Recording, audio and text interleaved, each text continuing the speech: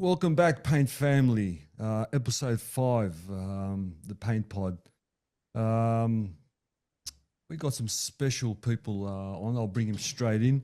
The co-host, Big Ivan from Maxiblue. How are you, Ivan? How's things, Yeah, mate? very good, George. You? Yeah, I'm good, mate. We'll tell them the truth because they'll work it out. We're doing a back-to-back pod. So the one you heard last week with Ivan, we just finished 20 minutes ago or 15 minutes ago. So I'll ask you how your week is, but there was no week to talk about. So we'll bring him straight in. How about we bring Mark from Classic Contract WA straight in. How are you, Mark? Good, guys. It's great to be with you. It's no good asking you how you're going. I just listened to the last podcast. That'll tell me how you guys are going. You got a new one, Mark. How's the week been? It's freezing cold over here. Really?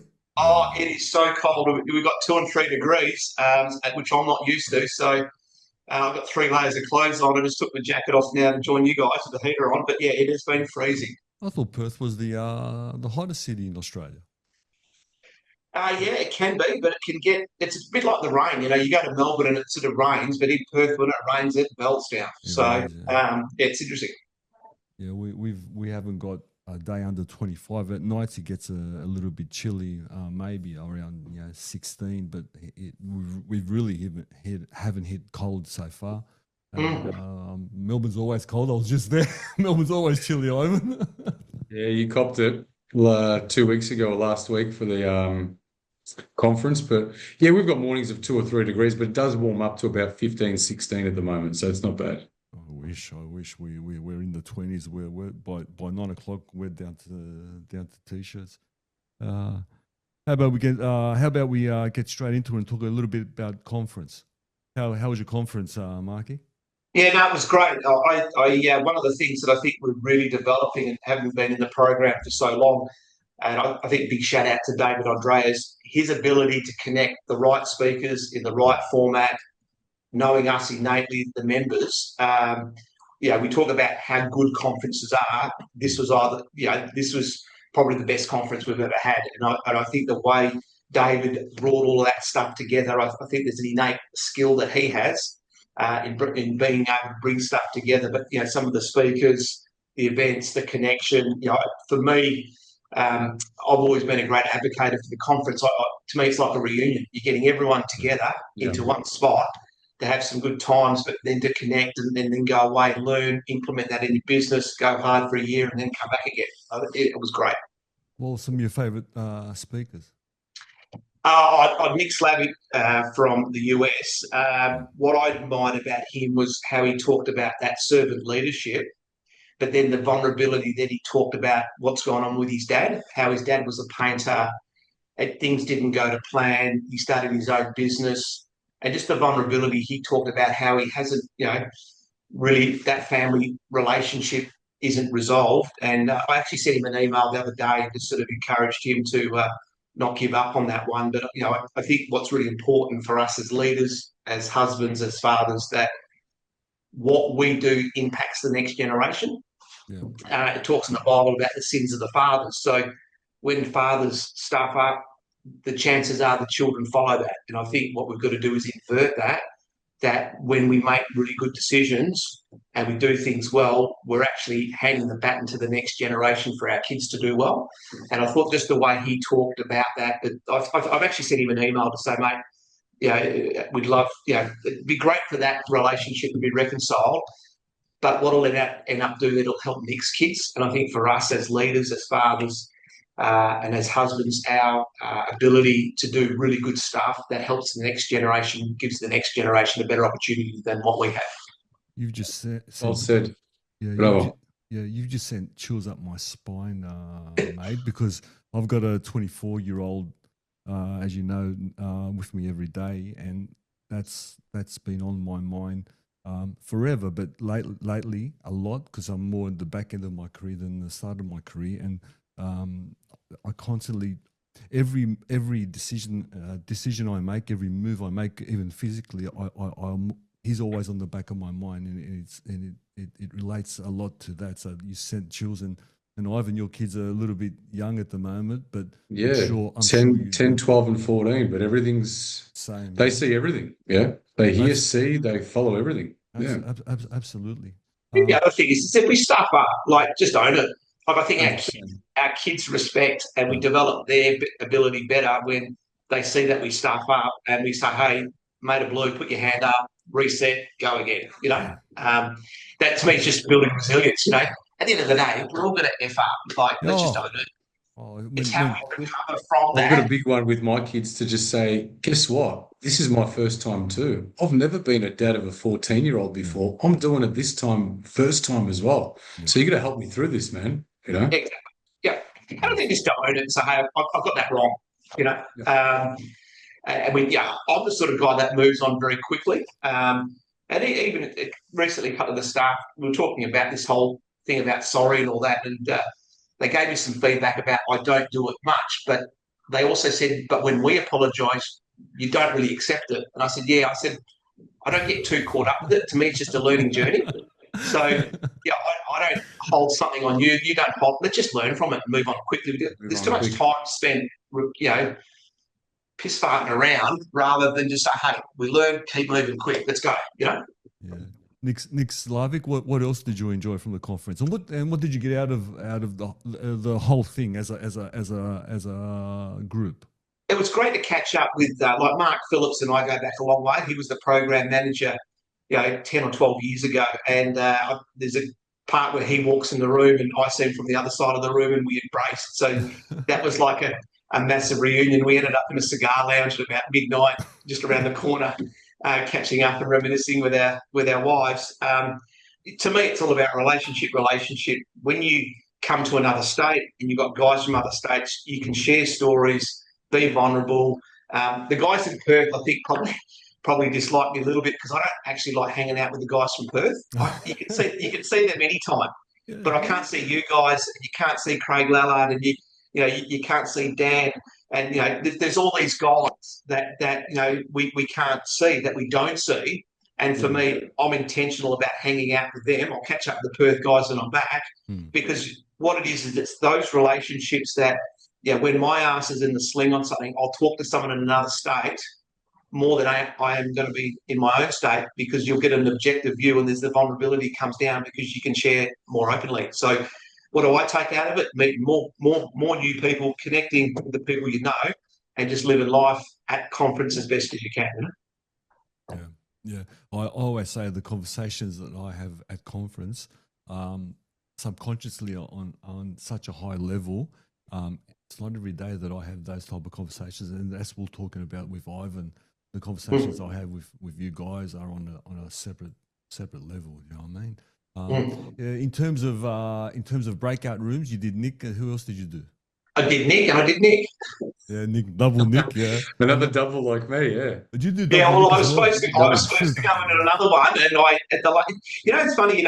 We talk about business, and I don't know if you've ever read the E Myth. Michael Gerber talks about the E Myth. I had the pleasure of meeting Michael in Adelaide a few years ago, and he talks about the story of McDonald's, how McDonald's started with Ray Kroc.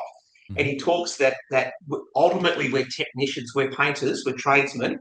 We have an entrepreneurial seizure and we start a business. And I think that's our inner nature of hearing what we hear. And on the morning of it, I heard a voice say, don't go to that one, get double dose of Nick. And I sort of jumped into a room that I wasn't supposed to be in and sort of just made sure there was enough seats for everyone, and then jumped in, and the rest is history. I didn't do the same thing. I went to the AI one and I regretted it. I should have done double Nick, but anyway. Well, they have been recorded, so you can listen to it. Oh, really? Yeah, you can get a copy of it from David. Yeah.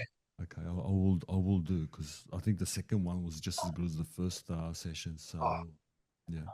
It was just the level of humility that he led with. Like I said to Dave, just lock him in for the next 10 years. Like he's the sort of guy you can listen to every year. I agree.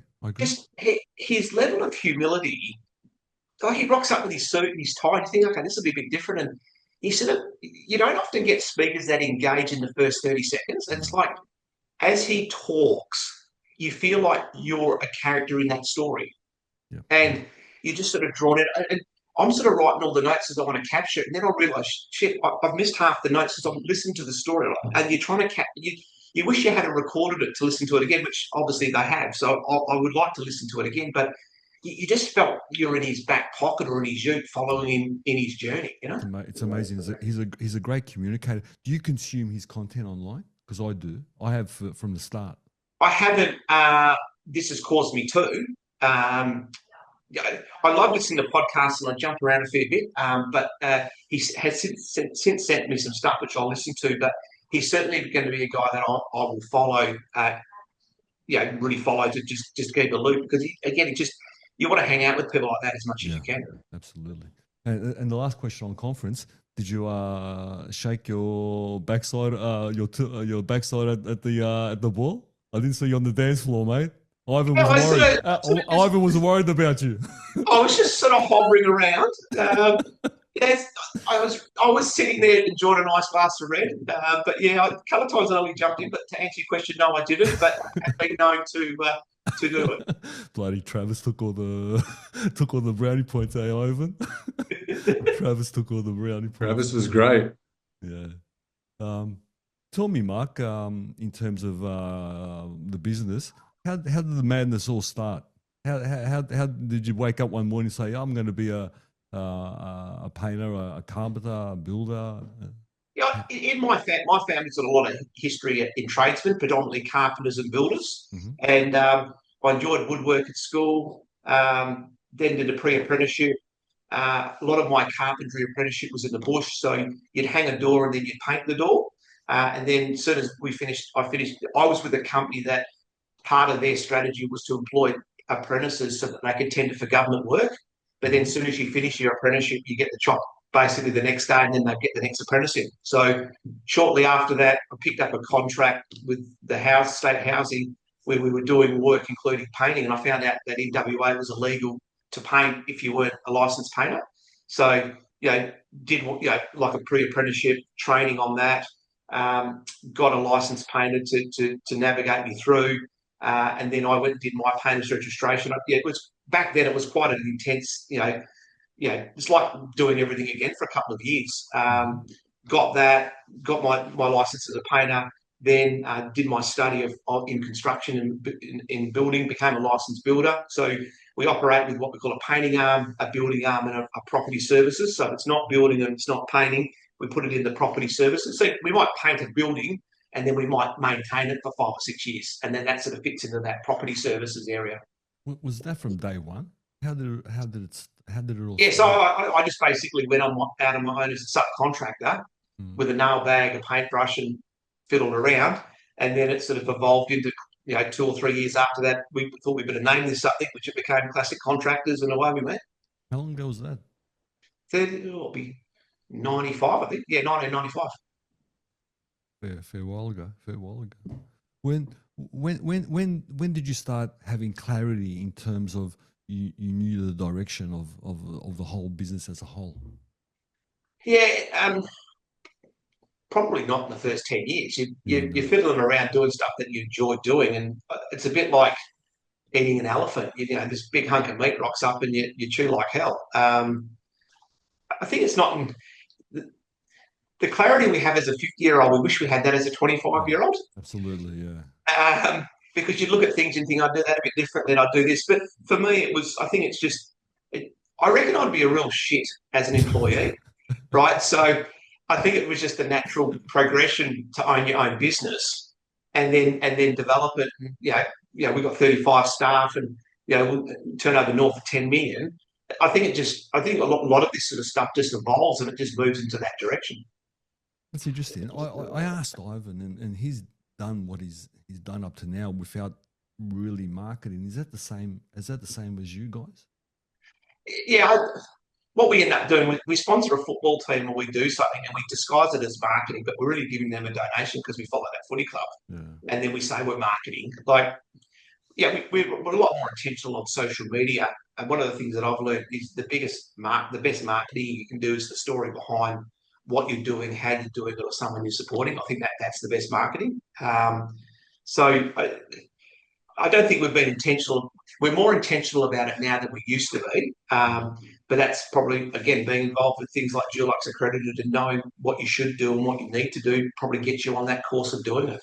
And when you talk about behind the scenes, is that through socials? Yeah, we do a little bit. Yeah, Angie, who has been with me for many years, oversees that space for Classic. So on Monday, she sort of works out the program for the next couple of weeks around social. So we do Instagram, Facebook, LinkedIn, and then time to time we might do something. I don't know, get a box at the footy, bring our key clients, try and connect a little bit differently. The whole marketing thing, space is changing, and it's hard to know what the next best thing is. But you generally fall into it. But it's probably something we need to be a bit more intentional about. Are you finding you're getting a lot of traction back from the marketing, or is it still basically relationship building, like when you started and evolved from there? Yeah. So in Perth, if you're a licensed painter, you've got to put a sign up on your sites with your registration number. What's interesting is how much inquiry you get from that. So you're painting a large building, someone will see your details, so you get a fair bit of inquiry from that. We do a little bit on community radio. We sponsor a local footy team, and then we sort of try and market that.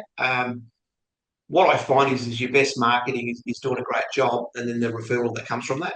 And how can you do that? So where we would put our intentionality around marketing, we've got a marketing meeting tomorrow, is the documents that we use, the tender document, the template, the capability statement, your quote. I think if you can land that really well, that ticks a whole stack of boxes that gives the client comfortableness in using you. And I think that's where probably some businesses don't spend enough time in the marketing of their presentation of their key documents. What's the breakdown of residential, commercial? We would do, we would be 90% commercial. We'll occasionally do a residential, and we have a dashboard where we separate repaint and new work. 10%, and again, it's stuff that we'll choose to do. Some years ago we had to paint a house in Mosman Park that was over $1 million. Now that'll throw our numbers out at the end of the year because it potentially could be 15% of your turnover, but you don't do a lot of residentials. We'll do things in the apartment space. So you might have a large apartment block in the city, and we'll do that. You call that residential. I'd probably call it more commercial. But to answer your question, 90% of what we do would be commercial work.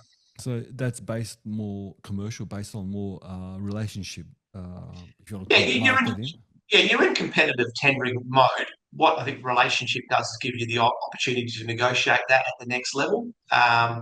And what you find now is you want to follow the project managers that who are well organised, that are more profitable for you. If they're a well organised project manager, regardless of what builder they're at, that's who you want to follow. Yeah. Is that what you find, Ivan?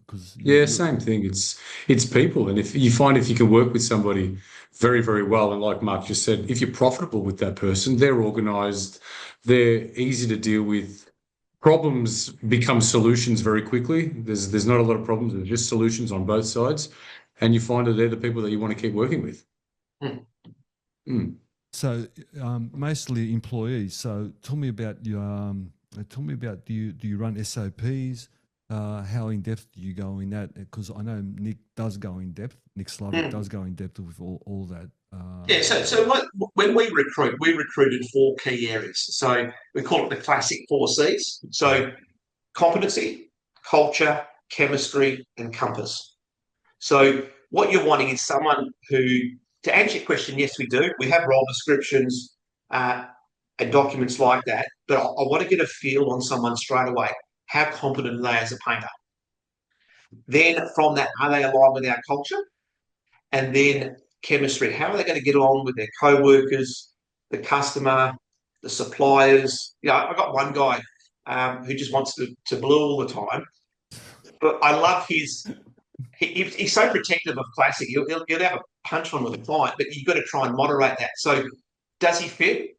There's probably some areas he doesn't, but can we mould him? Yes, we will. And then the compass is about us heading in the same direction. So what we're wanting to do is get a bit of a feel of all of those 4 things at the one time. If we're interviewing someone and we feel as if they might have a leadership skill set, we do a fair bit of psychometrics. So they talk about Myers-Briggs, DISC. No, we use DISC. So what DISC does, it measures whether the person's dominant, influential, cautious, or steady, and how they will respond under pressure. So what we'll do is we'll do some testing on that. They'll get a survey, they fill it out, I get the report, I'll read it, and then we sort of, there's a certain skill set within DISC that we see the leadership trajectory, I guess is what you'd say. Mm-hmm. And then from that, we would then say, right, we'll employ this person, but we think we could probably fast track them into an emerging leader role. And then you've got a team leader, and then we have what we call a project leader. So that recruitment strategy is quite thorough. I like to drive a lot of that, try and coach the other members of the team in regards to what they need to look for. But that's certainly, we have a pretty good success rate. Our failure rate's about 1 in 5. 1 in 5, even though we have that rigorous system, we probably have 1 in 5 that fails, and we're okay with that. Someone once said, we spent all this money training them, it costs you too much money. But then conversely, you can say, well, what happens if you don't train them and they stay? There's the, and to me, it's a bit like this. At the beginning, at that front end, you've got to be quite thorough, but at the same time, you've also got to move quick because people are hard to find, and people can jump to other companies. But in saying that, we've had cases where people have felt we have moved slow, but they've gone and started with another company. I'll ignore the fact that they've gone there. I'll just keep engaging with them. And then if I think they are the right one, well, then we'll have to go a little bit harder to get them. I actually wanted to ask you the same thing, Ivan, in terms of recruiting. Do you have the similar sort of process, or is it a little bit more relaxed?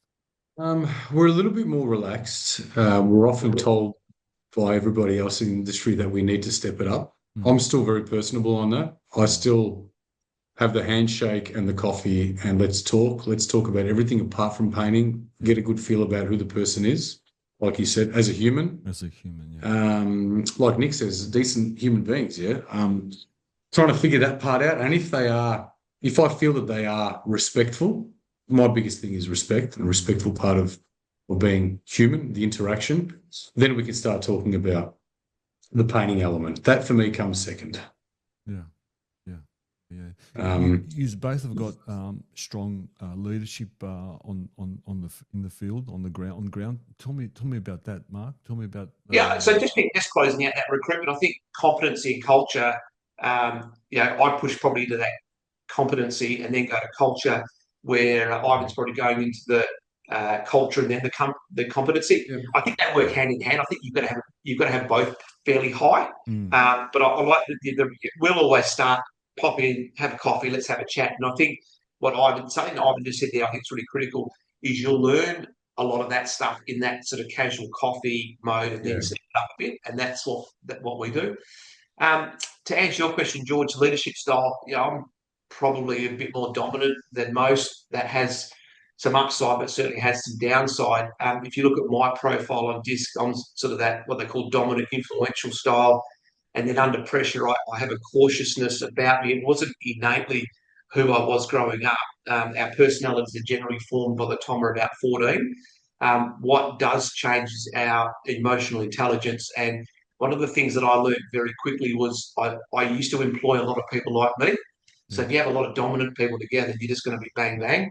What I learned was by employing cautious people that complemented your skill set. And having done that over a period of time, my personality, which personalities don't adjust, but self-awareness does. So what's really interesting is when I get involved in other organisations or other boards, people see that cautious trait in me, but it's more a learned trait that I'm quite disciplined in what I do, and having systems and processes around. People would say I'm a very big systems guy. I am. But my personality naturally is not wired that way. So it's a discipline probably over about 25 years that I've really had to adjust. And the E-Myth was a driver for that. Gerber talks about the system, and McDonald's is a system. So, that's the attention to detail. My dad taught me early on around a 7-column cash book, how you run your cash flow. And I ran Classic on a 7-column cash book probably for 10 or 15 years until I learned how to use Excel. And then what I would do is I'd forecast our cash flow 6 to 12 months in advance. I looked at it today for an hour just to see how we're tracking and where we're going. So innately, that would be a C trait, but it's just something that I've learned to push myself and discipline myself. So to answer your question, I have a dominant style, but I learned to temper that with the caution. Ivan, I know your project manager, top bloke, Yeah. sensational guy. Tell me about him. Look, Peter's the perfect yin to my yang when it comes to business. He's that cautious guy that wants to make sure he's the systems guy. He needs certain things all lined up, and he's quite cautious compared, and it works perfectly for things. I throw him a lot of quotes that I've looked at. I've looked at the numbers. I'm about to present them, and I'll put it on his desk and I'll say, "Can you get back to me? Have a look at this," because I want that cautious side, which we've spoken about this before. I didn't have that. I just went head first and built business and did jobs and just bang, bang, bang, and I wasn't cautious at all. And sometimes that comes off wrong and burns you a little bit, but yeah, he's definitely we're definitely yin and yang. Yeah. On the business part of it, because we want to get into something a little bit more personal. Where from here, mate? Where from here? For me, I'd like to. We got stuck on a project around COVID, and I lost a lot of money, and that wiped out our working capital. So we've had to recapitalise that. So we're going to have to work pretty hard to alleviate that. So yeah, for me, I'd like a 10 or 12 years of going really hard, and then work out where you are from that. I've been quite fortunate. Live in a nice house, have an office, and all that.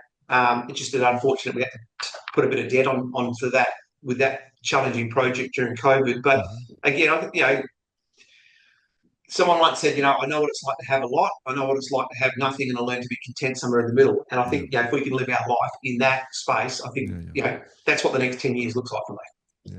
Look, the first you're not gonna be the last. happens to all of us.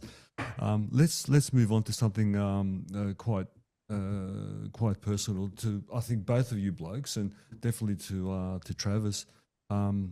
And you can take it away, Mark. You want to talk about mental health and your experience with it, and you've had someone close to you with the issue. Take it away, mate. How do I describe it? If you go into my LinkedIn, you'll see a story that I posted about a year ago. And basically, one night or one early it was 3 o'clock in the morning, we hear a bang on the door of our house.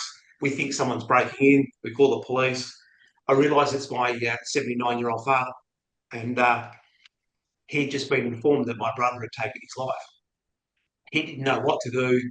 Just had been trying to ring me, hopped in the car and drove over at 2:30 in the morning. What then sort of transpired from that was becoming aware of the magnitude of what had taken place. He was a little bit estranged from the family, and this is a common trait with people who are struggling. They disconnect. He'd been disconnected from the family affair, but you'd see him. It was when you catch up, it was fine, but then you may not see him for 6 months. And no matter what we did to try and include him or have him around, it became difficult. When my first daughter was born, we invited him to Michaela's birthday for 10 years. Never heard from him. So you can't make people do things that they don't want to do. The magnitude of this one, as brutal as it sounds, he shot himself. So he loaded a gun, he put it in his mouth, and he pulled the trigger. It was quite a horrific scene. He actually didn't die straight away. He got up and he walked around the house, and he found his partner and collapsed in front of her. Mum got the coroner's report and read that before we could get to the mail. We were aware. We had become aware of it. We tried to protect Mum from it. She got that. That's had a massive impact on her, and it still does to today. The day of the funeral was quite confronting. We put out 300 chairs, thinking that was more than enough. There was more people standing up. There was over 600 there. We talked through the impact, and I felt really convicted to talk into the fact that this is not okay. On that earlier conversation that we talked about, as fathers and as leaders, the decisions we make, let other people know that it's okay. And I was really clear at his service that this is not okay. When you take your life, you're letting your kids know that that's the way out. It's not the way out. And towards the end of the service, rather than having a piece of rosemary to put on the coffin, we gave everyone a Beyond Blue band. We asked that as they come to the coffin to say goodbye, they grab a band, they put that on, and then in the weeks ahead, if you think someone's struggling, give them a band. Yeah, we need some positiveness to come out of this because it's a disaster. It's shipwrecked our family, and this situation is not okay. We need to somehow take some positiveness out of it. Suicide's a terrible thing. What we end up doing is, as I said, we don't solve the problem. The person internally is obviously hurting. They think the best way is to tap out. The problem is when they tap out, they hand the baton to someone else because you're sending a message that this is the way to do it, and it's not. We've got to get more support around people. We need to be vulnerable enough. This is why Dulux Accredited is so good. People from other states get together. And, if you look at the statistics, I'm probably more inclined to talk to you guys about a struggle than I will someone close to me because there's that ability to do that. And what we've got to do is within our communities have enough vulnerability for people to be able to share how they're going. And when they're not going okay, what can we do to get people around them to navigate? At the end of the day, we're not going to fix anyone. But what we can be is a conduit to help someone get fixed or get help. That post on LinkedIn was unbelievable. I had 250,000 engagements on it. And there was one guy who, from the UK, just reached out, didn't even know who he was. And he basically said he saw the post. Life was not so good. And I'll just read some of the things out. One day he says, "I'm not going any good today, Mark. It's embarrassing. I've been in the house for days. I haven't even washed for days." Now, I don't even know who this guy was. And then I just encouraged him to read the Stockdale Principle. And General Stockdale was a prisoner of war. He was in a concentration camp. All of his friends around him died. And this is something that I think really, really worth talking into. In society, we have this thing about hope. And I remember my dad saying to me at a young age, hope is not a strategy. And what we do is we have all of these feel-good hyper speakers that talk about, positivity and hope and all this crap. But sometimes you've got to confront the brutal reality. The brutal reality was General Stockdale was in a prisoner of war camp. He wasn't getting out anytime soon. And all of his mates around him said, "Oh, we'll be out by Christmas. We'll be out by our birthday. We'll be out by Thanksgiving. We'll be out by Easter." Guess what? They died because they lived in this bullshit hope about they're going to get out. And it's crap. We've just got to be really honest. If we're in a shit situation, let's just call it and just say, "Hey, I'm struggling. I'm in a really difficult..." And what General Stockdale did was he did three things. I need somewhere to sleep tonight. I need a little bit of food today. And I need a little bit of water to drink. And he lived on those principles in that concentration camp for a long time. And he got through. And I think for us in life, when we're under the pressure, just work out how to navigate the next hour. Navigate today. Don't worry about next. If you look at the birds flying out and looking out the window of my office, those birds aren't worried about the storm of next week or whether it's going to rain. They've got their little nest. They've got a little bit of food for today. They're navigating today. And I think what happens in our society is we spend all of this time trying to work out the strategic plan for this. If you're in trouble, park up all that crap. Just navigate today. Work out a way. How am I going to get through to lunchtime? How am I going to get through tonight? Just keep it. If we break, when we're under pressure, if we break our lives into those small components, we'll navigate through. And this guy, we connected on LinkedIn for 6, 7, 8 months. And here's another one. He says to me, "Honestly, Mark, I'm not in a good place. I'm just trying to keep myself safe. My mind keeps thinking of the easy way out, which really scares me. Don't know how much more I can really take of this. Going to see a counsellor." And then I just went back and said, "Mate, go and talk to someone." There was no big, long stories. Just go and connect with someone. And then reconnected a few weeks later. "How you going?" "Yeah, I'm actually feeling a little bit positive." So we've made some progress. It's not this, we live in this society that everything's got to happen so quickly. If you can just get half an inch, we're making progress. And this guy, he comes back and he said, "At the time, I was actually thinking of suicide, but your post somehow captured my attention. So thank you for the kindness and being so positive. Now, there wasn't any magic wand. It was just the vulnerability of saying something that someone captured. I said this to my mum, and my mum replied back. She said, maybe there is some positiveness out of David's death. We've helped someone. And to me, it's just a little bit of inch at a time. Just sometimes you just got to accept life's not going quick. You're not going anywhere in a hurry. Just a little bit, inch at a time, and then you keep moving. Keep reading the Stockdale Principle. And we spoke, recently, and this is what he said. Hi, Mark. Yes, really going good. Thank you. The fact that I feel alive and buzzing with energy. It's effing scary how 1 minute you can go from this suicidal believing I've got to tap out to even crossing your fingers and now just getting through day by day. And it just is just gradual. And what we've got to do is just help people navigate the next hour, the next day. Just be the conduit to help them because it will improve. I'm not gonna lie, Mark. I'm a little bit taken back. I've heard you speak about this 2 years ago at the conference, and that took me back. But having you in front of me, 1-on-1 or 2-on-1, it's really choked me up. What can we do as laymen to I don't know, to assist? What can we do anything? I think there's two I'm lost things. for words. I won't lie to you. I'm lost for words. In our business, we call the gas factor. You know how in society there's this saying that says, "Who gives a shit?" Well, guess what? We do give a shit. We call it the gas factor. So if there's a problem, we say, "Who's putting gas on that issue?"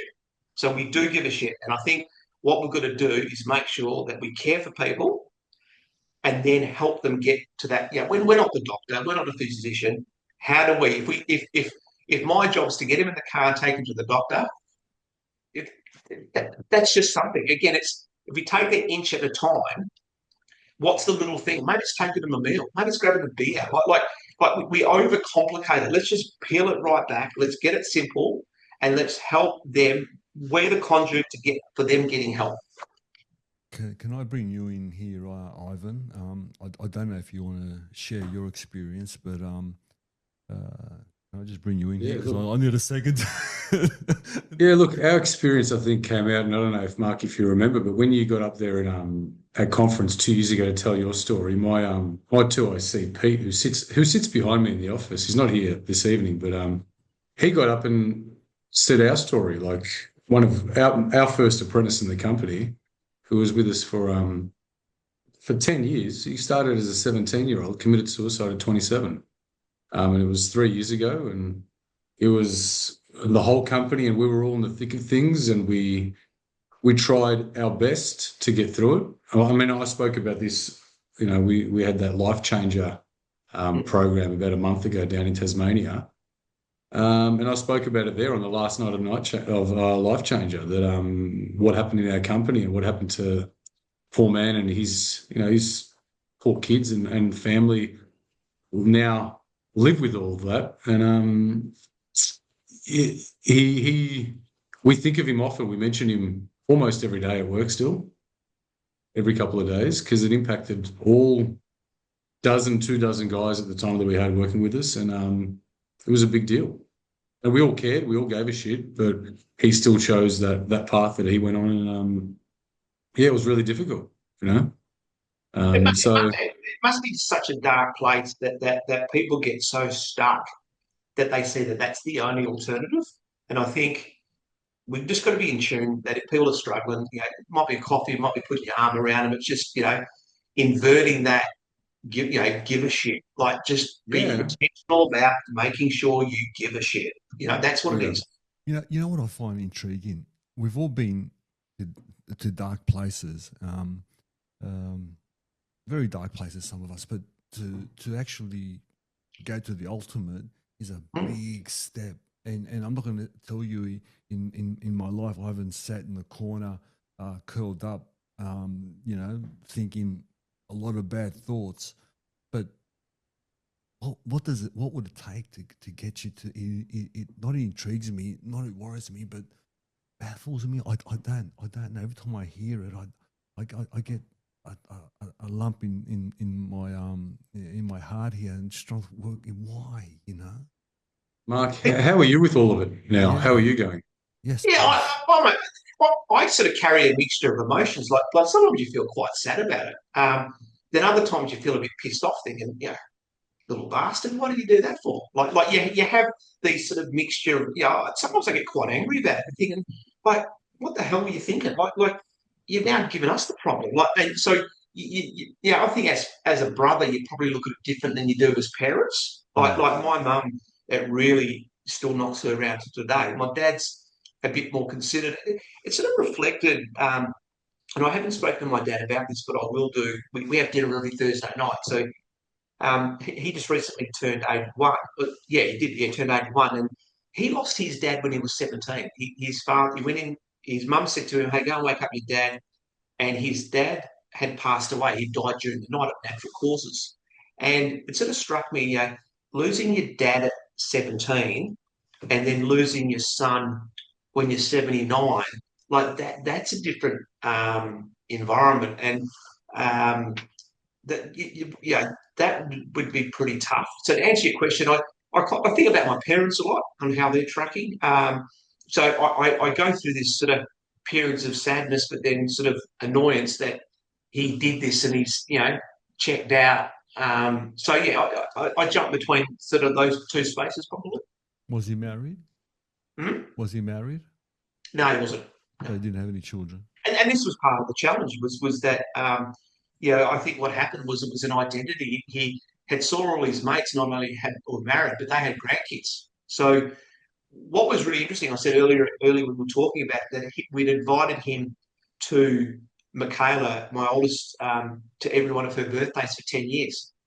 When we were cleaning up his belongings, guess what we found? The first invitation. Oh wow. This is some 22, 3 years later. We'd invited him to something for 10 years. He never came. But we then found the first invitation amongst all of his stuff when we were cleaning up his affairs. So he had no doubt some unresolved issues, which is, I think, again, sometimes it's hard for brothers to share with brothers. And, that's where having mates in the state goes a long way Well, with this. well, you should have seen me on the last night at that Life Changer dinner. Like I've probably told two people about my experience with young Jared passing away. And that night in front of 15 strangers, it just all came out in the wash. It all came out. We talked about it for ages and they saw what it meant to me and how I struggled through that. And everybody at the table was sharing with, like you said, with people interstate. They're not around all the time. And everybody was sharing and getting things off their chest. It was interesting. On the day of the funeral, I rang my dad and I sort of had this call to say, "Hey, Dad, do you want to go up and see?" And my thinking was it was probably appropriate to put the family put the lid on the coffin before. And Dad was okay. He said, "No." I said, "Okay." And I don't know. I don't even know whether I've even shared this with my dad. So I rang the funeral director and said, "Hey, don't put the lid on. I'll do it when I get there." And he was all set up there. And as I walked in there on the screen, it was a picture of him as if there was service was going to be there. It wasn't there. It was going to be somewhere else, but they'd set it up for that. And I looked into the coffin, and he was there, lying there. And I said to him, I said, this is bullshit. Like, you don't do this. And I think that was part of me answering your question. That's part of me dealing with my grief. And Mm. I said, I actually read out my speech. I said, this is what I'm going to talk about today, and you're not going to interrupt me. And I actually did my speech. And then I put the lid on. I said, I'll see you down there, bro. I'll see you in a couple of hours. And I think for me, that was part of the process of coming to terms. I'm a very visual guy. So seeing it, you're actually a part of what's going on, and this is real. And for me, I've got to sort of see things to process the reality of what's going on. Yeah. Wow. Okay. I think we'll leave that there. That it touched me. So I'm sure we're going to get You're a good man for response. sharing it, Mark. Thank you, Yeah. man. At the end of the day, I think our role is how do we help the next person not go down that journey, and if we can help, and I probably share more openly about things than most people do, and there's no other motive than to be brutally honest about it, to cause someone to question not to do that, because I don't want someone else to live that like my family has. Yeah. You know what? I've got to be in the age I am, and that's no excuse. I hold things in too much, and they eat me away. They just and there's things of 20 years gone past, and it's still eating me away.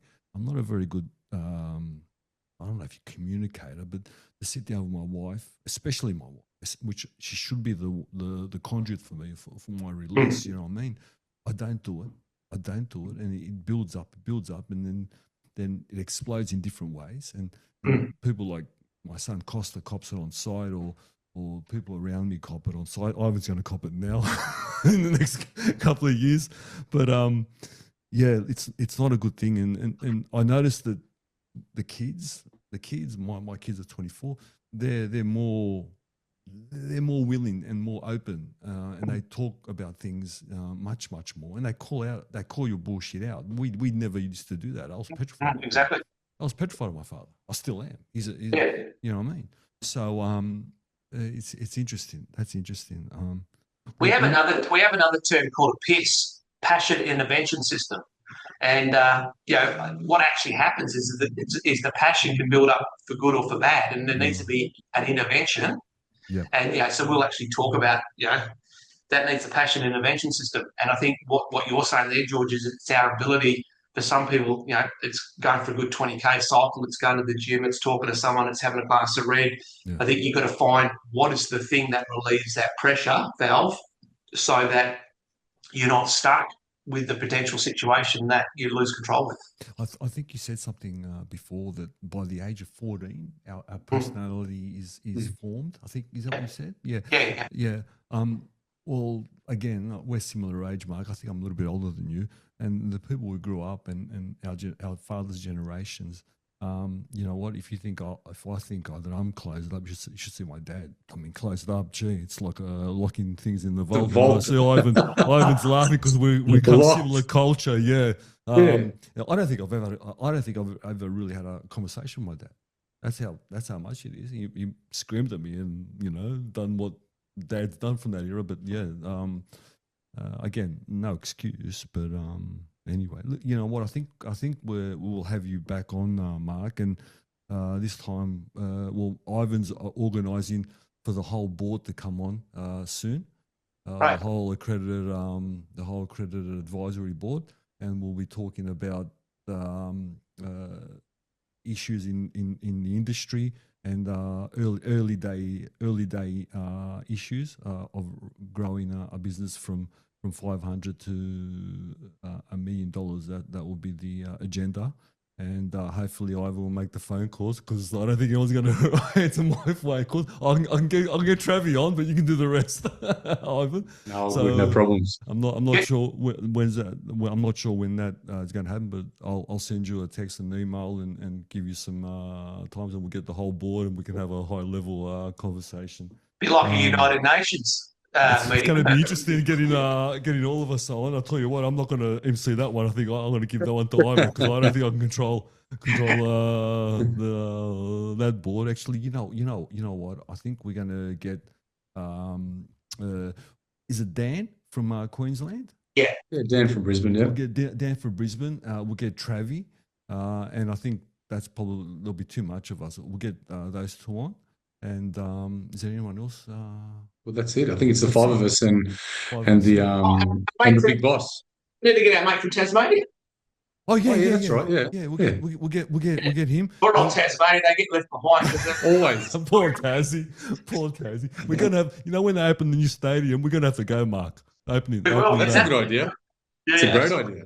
We have to go. And our fearless leader, we'll get him one-on-one, and we'll talk about Life Changer as well. And I'll give it to you. You can talk about Life Changer because I wasn't on it.